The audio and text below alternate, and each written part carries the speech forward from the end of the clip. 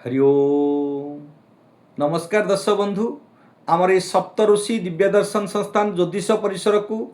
मु ज्योतिर्विद पंडित हरस कुमार साहू आपन को स्वागत करुच्चे हृदय प्रणाम करुच्चे। आज जीवा आम प्रत्येक दिन जो जातक विश्लेषण करुचु प्रत्येक दिन आम एक समस्या विषय आम आलोचना करटा हूँ पितृदोष। आपणकर कुंडली रे जदि पितृदोष थाए केमिति जानिबे एवं तार लक्षण सब कौन थाए। आपणकर कुंडली नहीं, कुंडली आपण जातक सदासर्वदा देखे ना कौन पंडित को कि ज्योतिष को देखे ना आपण पितृदोष अच्छी कि ना आपण जानी ना। आपण प्रथमे कुंडली रे कौन समस्या थिले, केउं ग्रह केउं स्थान रे थिले आपणकर कुंडली रे पितृदोष लागि थाए एवं आपणकर कौन स्वभाव लक्षण जना पड़ले आपण गृह रे कौन एमती परिस्थिति समस्या देखा देले समस्या उपजिले आपणकर पितृदोष अच्छी बोली जानिबे। आमे जानिबा प्रथमे कुंडली कथा आलोचना करिबा। कुंडली रे जदि आपणकर पंचम क्षेत्र रे राहु केतु किंबा रवि यदि अवस्थान करथिबे माने लग्न भाव रु पंचम भाव पर्यंत, लग्न रु पंचम जोडी आपण लग्न मतलब एक लग्न अर्थात एक रु गणिबे द्वितीय भाव तृतीय भाव चतुर्थ भाव पंचम भाव जोडी पंचम संख्या 5 आसीबो सेटा आपणकर पंचम। से पंचम स्थान रे देखिबे जो मानकर ज्योतिष उपरे कोनोसी प्रकार नॉलेज नाही, ज्ञान नाही किंबा आपण जातक उपरे आपणकर कोनोसी अभिज्ञता नाही, किंतु आपण शॉर्ट सिंपल रे आपण निज जातक को निजे मध्य देखि परिबे। आपणकर लग्न अर्थात आपण एक बा ल लेखा हिथिबो सेउठु आपण गणिबे 5। जदि सेठी राहु किंबा केतु थिबे किंबा रवि थिबे जानिबे जे आपणको पितृदोष लागिछि। से भली भाव में आप लग्न रु जो 8 संख्या गणिबे जो अष्टम भाव सेटा जे आयुष भाव मृत्यु भाव पीड़ा भाव सेठी जदि राहु केतु किंबा रवि थिबे जानिबे निश्चिंत रूपे आपणकर पितृदोष लागिछि। एवं द्वादश घरे मध्य जदि रवि थिबे किंबा राहु थिबे केतु थिबे तो निश्चिंत रूपे पितृदोष लागिछि बोली आपण जानिबे। एतला कुंडली रे पितृदोष कथा हम कहूचे। आपणकर कुंडली जना ना, कुंडली देखी ना, कुंडली आपण जानी पारु ना, तो कौन आपणकर लक्षण जना पड़े आपण गृह रे किंबा आपणको परिवार भितरे किंबा आपणकर जीवन रे किछि समस्या आपण जदि उपजुथाय देखा जाउथाय तो आपण जानिबे पितृदोष लागिछि।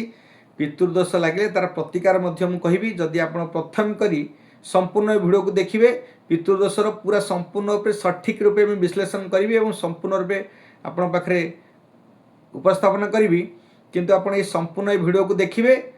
शेष पर्यंत देखिए। आमर सप्तऋषि दिव्य दर्शन संस्थान चैनल को जदि प्रथम करी आछंती ताले सब्सक्राइब करदेवे, लाइक शेयर करेंगे, छोटिया कमेंट देवे जदि भल लगुच। आमर थंबनेल उपरे नंबर भी अच्छी तादे आपन जदि किसी समस्या थाए कांटेक्ट मध्य करि परिबे। आपनकर गृह रे कौन समस्या थिला आपण जानि परिबे आपनकर पितृदोष। आपण कुंडली जानि नांदी देखिबा कि आपण कोनोसी ज्योतिष पाखु जाई नांदी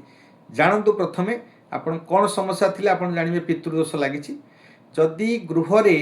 प्रत्येक समय रे आपणकर गृह रे भाई भाई भितरे भातृ भितरे किंबा आपणकर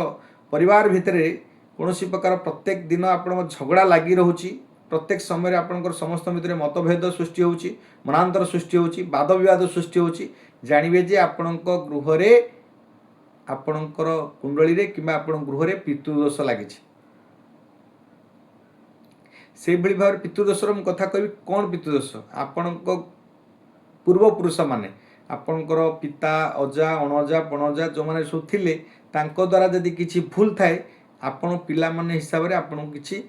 खराब फल भोगिया पड़ि थाए। तेणु करी पितृदोष थिले आपणको गृह रे बारंबार झगड़ा हबो, भाई भाई भितरे भौणी भौणी भितरे किंबा बाप पुओ भितरे किंबा स्त्री लोक मानक मध्य रे प्रत्येक समय रे किछि ना किछि छोट छोट कथा को नहीं मनरे वाद विवाद सृष्टि हम, अप्रीतिकर सृष्टि हम, झगड़ा मध्य हम।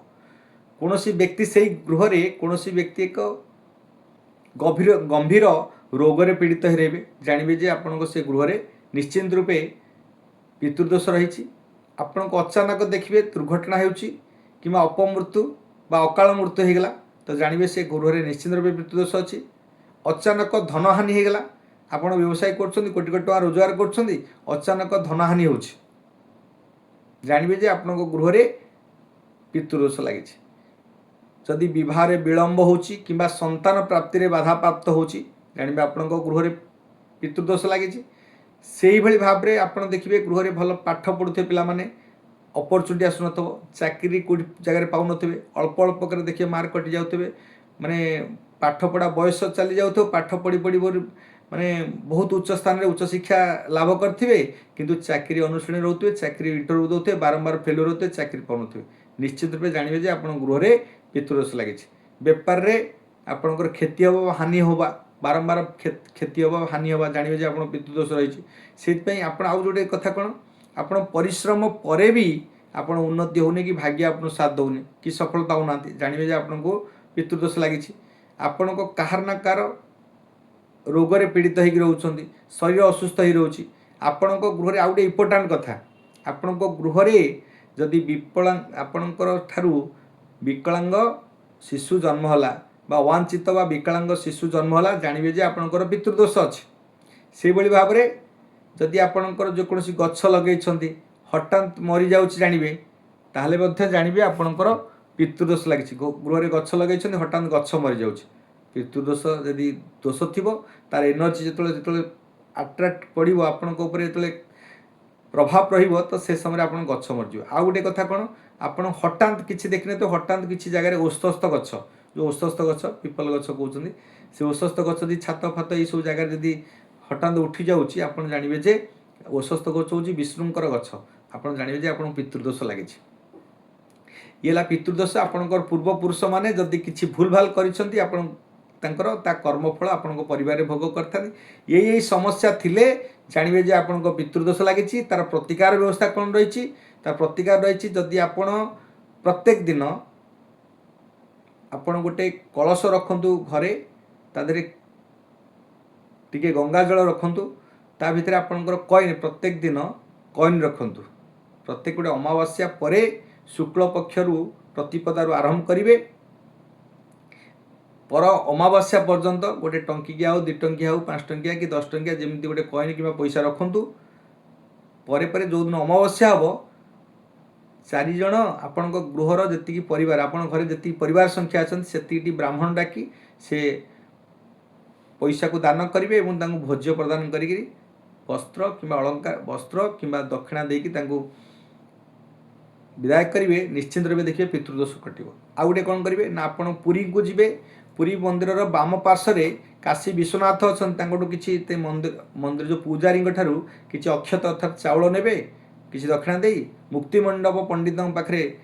आपणकर पितृपुरुषों उद्देश्य श्राद्ध देवे जो जी परिवार जी संख्या थे से संख्यार ब्राह्मण को भोज्य दे आप महोदधि से अक्षत को पकई आप पितृपुरुषों उद्देश्य प्रार्थना करेंगे एवं क्षमा प्रार्थना करेंगे मुंडर बाती प्रणाम करेंगे आंठुमाड़ी परे अड़लेउटा आप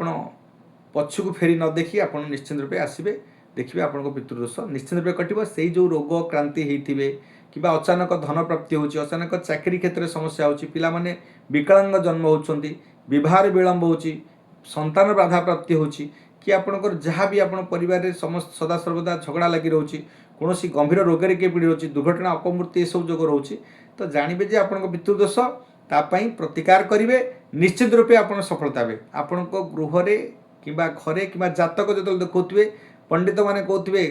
कि पितृदोष लगी तार जो पितृदोषर कनसेप्ट आप बुझीपार नथिले आज आप क्लीयर करदेली आप जानतु पितृदोष कौन यार